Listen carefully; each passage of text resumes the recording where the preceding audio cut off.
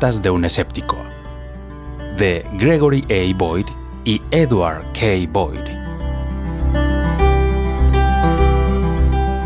Parte 3. Preguntas sobre la Biblia.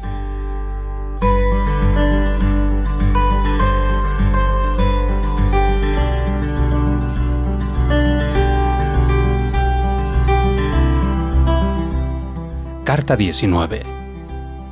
¿Por qué piensas que la Biblia es inspirada?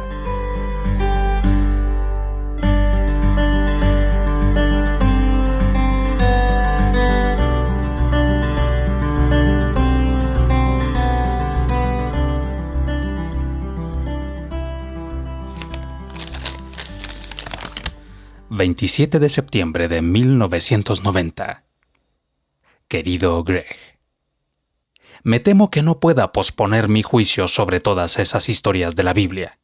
Para mí el cristianismo como un todo o se mantiene o cae. Es un paquete.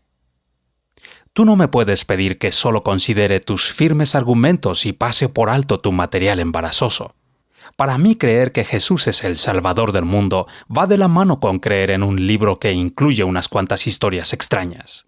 Los problemas con el libro son, en consecuencia, problemas con el Salvador. Así es que de nuevo te pido una respuesta a esto. ¿Cómo se podría pretender que alguien crea en una serpiente que habla? En un hombre que fue tragado por una ballena? ¿En el hierro de un hacha que flotó? ¿En el mar que se dividió en dos? ¿En un hombre que era fuerte según el largo de su cabello y otras historias sin sentido? ¿Cómo puede creer alguien que todo esto es literalmente palabra de Dios? Si lo leyeras en cualquier otro libro, no lo creerías. Recuerdo todas esas cosas en mi tiempo de católico y me perturbaban, aunque estaba tratando de creer. De modo que si bien tu material sobre quién fue Jesús es irresistible, me temo que todos los otros hechos sin sentido de la Biblia se le oponen. Suficiente por ahora. Con el amor de siempre, Papá.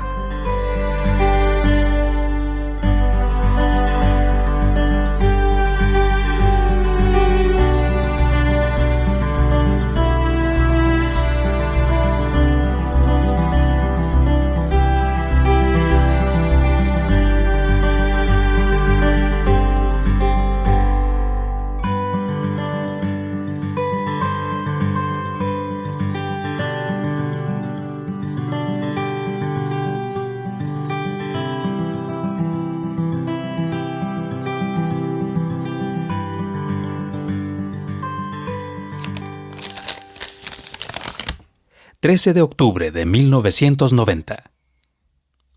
Saludos, padre escéptico. Dentro de 3 semanas será mi gran carrera y estoy hecho un atado de nervios.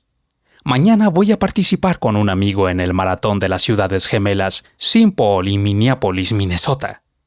Serán 22 millas a modo de ensayo. Luego voy a tranquilizarme hasta la carrera. Le contaré cómo va todo esto. Muy bien. Insiste en que tratemos todas estas cosas complicadas de la Biblia. Si le pedí que lo pospusiéramos, no fue porque las considerara molestas, sino porque no son temas centrales al cristianismo. Porque no es parte de la relación con Dios que hace a una persona completa. Este es el corazón mismo de la fe cristiana. El caso de quién fue Jesús, insisto, se mantiene o cae por sí solo. La inspiración de la Biblia es un asunto diferente. Secundario.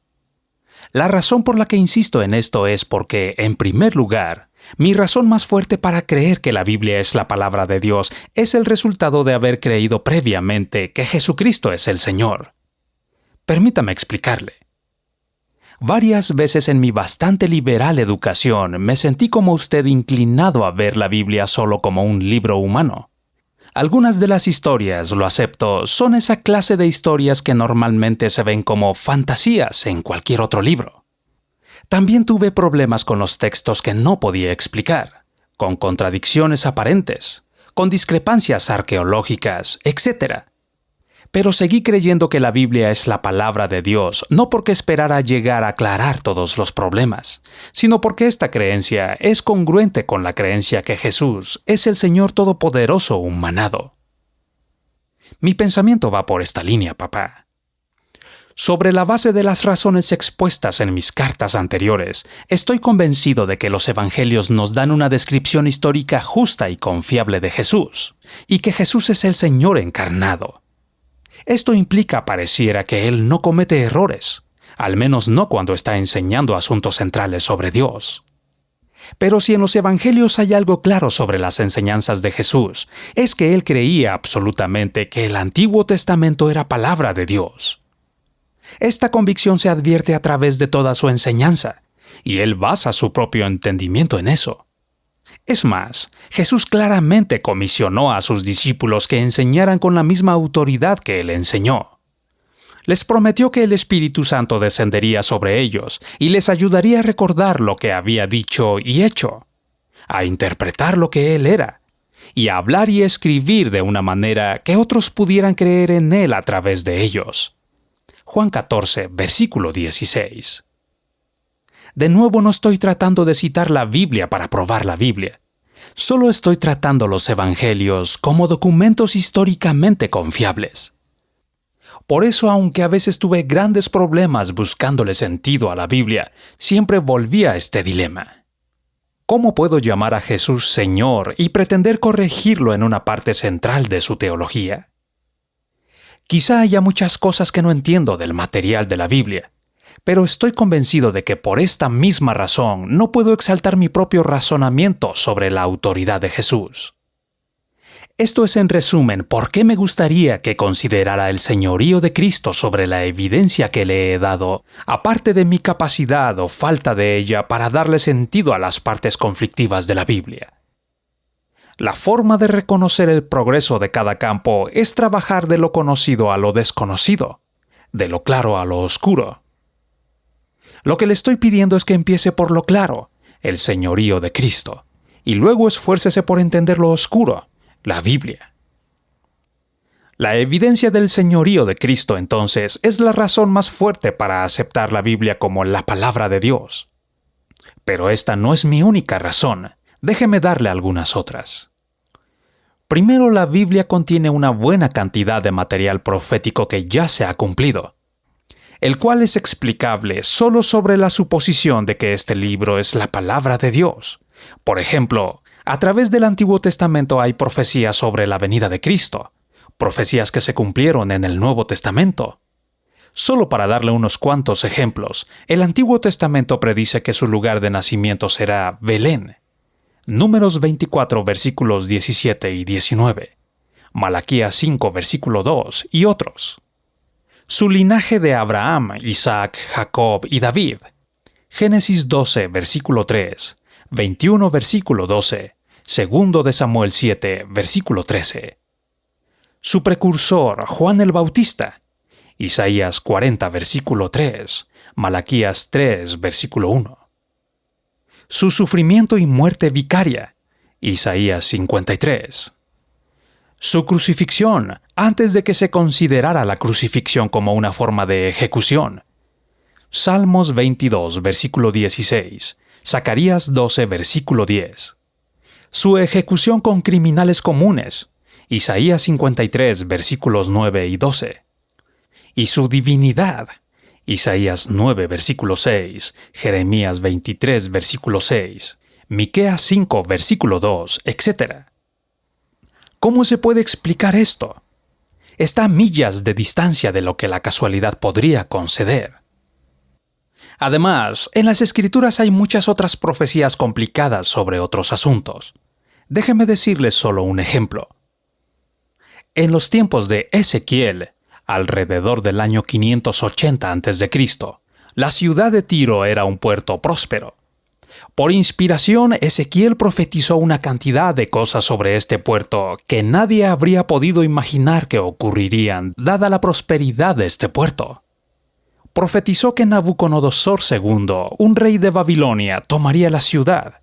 Ezequiel 26, versículo 8. Lo cual se cumplió después de un sitio de 13 años. Ezequiel también profetizó que muchas naciones se alzarían en guerra contra Tiro. Ezequiel 26, versículo 3. Algo de lo cual se cumplió a lo largo de las siguientes varias centurias. Entonces anunció algo aún más notable, que la ciudad finalmente sería totalmente destruida y transformada en roca desnuda, que los pescadores extenderían sus redes sobre lo que habían sido sus palacios y que nunca más volvería a ser reconstruida. Ezequiel 26, versículos del 4 al 21. ¿Quién podría haberse imaginado tal cosa? Pero todo esto se cumplió en las centurias siguientes. Incluso Ezequiel dice que los escombros de esta ciudad serían lanzados al mar. Ezequiel 26, versículo 12. ¡Qué extraña predicción para cualquier ciudad! Más aún para una metrópoli tan próspera como lo era Tiro. Pero varios años después de hecha la profecía, se cumplió en detalle. Alejandro el Grande sitió la ciudad. Sus habitantes huyeron a una isla cerca de la costa que era parte de su territorio. Alejandro no la pudo invadir con una flota naval, así es que construyó un terraplén con los escombros de la ciudad que echó al mar. En parte por eso quedó tan plana. Hoy día, donde estuvo la ciudad, no hay más que unas aldeas de pescadores, donde los pescadores, de acuerdo con la profecía, extienden sus redes para que se sequen. La ciudad misma está en alguna parte del mar Mediterráneo. Me parece que esa es una profecía impresionante, papá. Y en la Biblia hay numerosas otras similares a esta.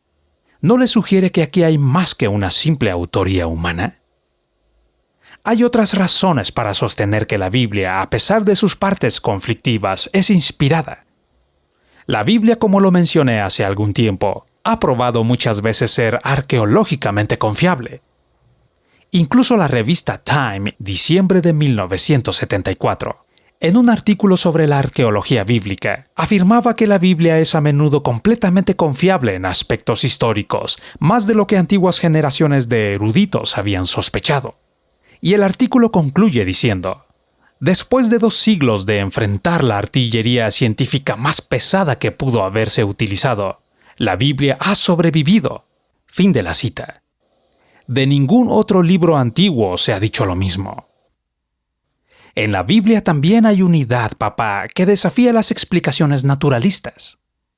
Desde Génesis a Apocalipsis, encontramos el tema unificador común del Dios amoroso que busca a la humanidad y la humanidad que se resiste. En medio de la increíble diversidad de autores, perspectivas, culturas, circunstancias, tiempos, cosmovisiones y géneros literarios, la Biblia constituye un himno unificado sobre la redención. ¿No cree que en la misma forma en que la diversidad de la Escritura testifica de su variedad de autores humanos, la total unidad de las Escrituras da fe de un autor divino? Y finalmente está la experiencia de la inspiración de la Escritura, una experiencia de la que dan fe cristianos a través de los siglos. Para quienes hayan experimentado el poder transformador del mensaje de esta biblioteca, las partes conflictivas de las Escrituras son mínimas. En cierta ocasión, Jesús contó la parábola de un hombre que encontró una piedra preciosa en un campo y que compró todo el campo para ser dueño de la piedra preciosa. Algo similar ocurre con la Escritura. El tema de la redención y el Cristo que presenta cambió mi vida y sigue cambiándola. A mí me parece natural comprarlo todo. Yo, como usted, no acierto a explicarme algunas de sus partes, pero la transformadora experiencia y la sólida evidencia que respaldan su inspiración son sencillamente demasiado fuertes para dejarme desviar por ocasionales desconciertos. Piense en lo que le he dicho, papá. Mejor aún, empiece a leer la Biblia y hable con el autor mientras lee. No tiene nada que perder. Amorosamente, Greg.